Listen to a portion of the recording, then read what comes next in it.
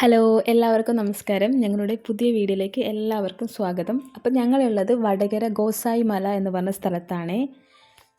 അപ്പം നിങ്ങൾ വിചാരിക്കുന്നുണ്ടോ മലയും ബീച്ചും എടുത്ത് അതെങ്ങനെ?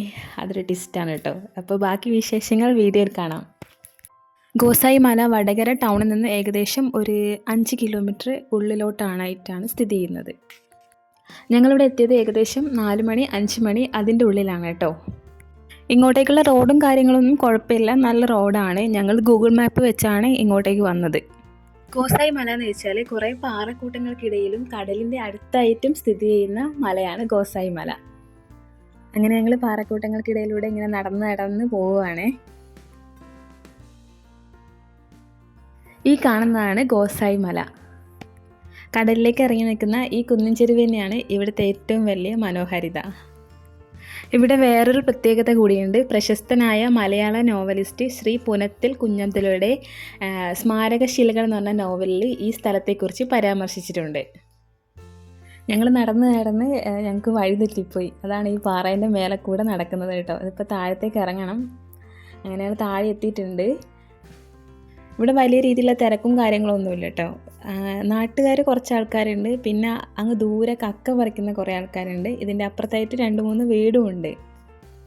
ഞങ്ങൾ ഇതിന് മുന്നേ ഒരുപാട് ബീച്ചിലൊക്കെ പോയിട്ടുണ്ട്. അവിടെ നിന്നും വ്യത്യസ്തമായ ഒരു ബീച്ചാണിത്. കാരണം നല്ല ഭംഗിയുണ്ട് കാണാൻ. അടുത്തൊരു മലയും പിന്നെ കുറേ പാറക്കൂട്ടങ്ങളൊക്കെ ആയിട്ട് നല്ല ഭംഗിയുണ്ട് കാണാൻ. ഈ കാണുന്നത് കക്കേൻ്റെ തോടാണ്. ഞങ്ങൾ കല്ലുമ്മക്കായി എന്നാണ് പറയുക. ഇവിടെ നിറയെ ഇത് മൊത്തം ഇങ്ങനെ പരന്ന് കിടക്കുന്നുണ്ട്. ഇതവിടെയുള്ളൊരു ചേട്ടൻ മീൻ പിടിച്ചതാണ്. ഞങ്ങൾ വീഡിയോ എടുക്കാൻ വേണ്ടി അവർ കാണിച്ചു തന്നപ്പോൾ അവർ കാണിച്ചു തന്നതാണ്. ഇതിനകത്ത് അധികം മീനൊന്നുമില്ല, കൊഞ്ചനും കക്കയൊക്കെ ഉള്ളത്. അതവർ മീൻ പിടിക്കാൻ വേണ്ടി ഉപയോഗിക്കാൻ വേണ്ടി വാങ്ങിച്ചാണ് അവർ പറഞ്ഞത്. ആ കാണുന്ന പാറക്കൂട്ടത്തിൽ നിന്നാണ് കക്ക പറിക്കുന്നത്. അവിടെ നിന്ന് കുറേ ആൾക്കാർ പറിക്കുന്നുണ്ട്. അങ്ങോട്ടേക്ക് പോകണമെന്ന് ആഗ്രഹം ഉണ്ടായിരുന്നു, പക്ഷേ നനയുന്നത് കൊണ്ട് അങ്ങോട്ടേക്ക് പോയിട്ടില്ല ഞങ്ങൾ.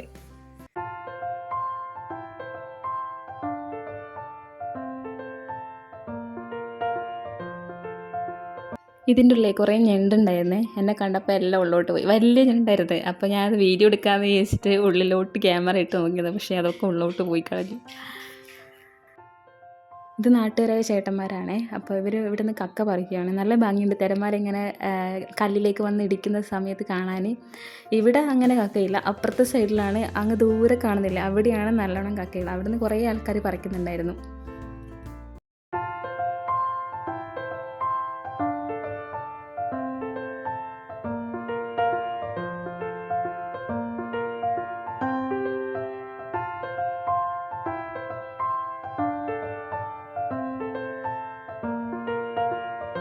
അപ്പം ഞങ്ങൾ കടൽത്തീരത്തു നിന്ന് ഗോസായി മലയിലേക്ക് പോവുകയാണ്. ഇതാണ് പോകുന്ന വഴി. നല്ല പച്ചപ്പാണ് കേട്ടോ. നമ്മൾ പോകുന്ന സ്ഥലത്തിന് നല്ല പച്ചപ്പാണ്. പിന്നെ ഈ മലയിൽ മൊത്തം കുറേ തെങ്ങും കാര്യങ്ങളൊക്കെ ഉണ്ട്. പിന്നെ അതിൻ്റെ മേലോട്ട് കുറേ ആൾക്കാർ ഇരിക്കുന്നൊക്കെ ഉണ്ടായിരുന്നു. നല്ല ഭംഗിയുണ്ട്.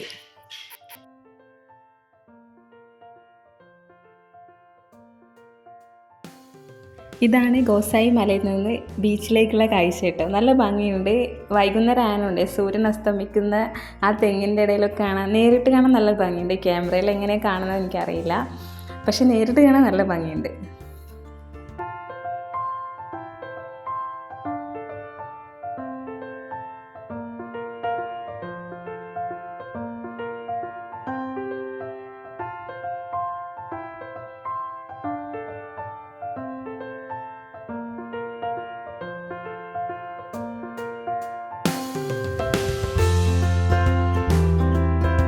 അപ്പം ഞങ്ങൾ ഗോസായി മലയിലും കയറി ഇറങ്ങി താഴോട്ട് പോവുകയാണ്. ഇനിയിപ്പം വണ്ടിൻ്റെ അടുത്തേക്ക് പോകണം.